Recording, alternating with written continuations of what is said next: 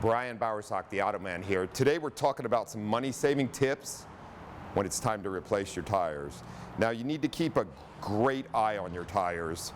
They are probably one of the most related safety items on the vehicle. Bad tires can cause some bad accidents for sure. So when getting your vehicle serviced every 5,000 miles for the oil change, you should have a qualified technician taking a look at your tires. These tires here are about ready to be replaced, to be honest with you. They're weather cracked and they're also down below 3/32. So I'd be looking for tires at this point.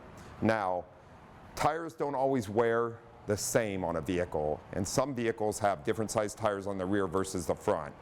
You do not have to replace all 4 tires. If one set, such as the rear, is fine, you can just replace the front, but we always replace tires per axle. So in other words, 2 front tires, 2 rear tires, or however you're going to do it. If 2 are still good, you can keep them.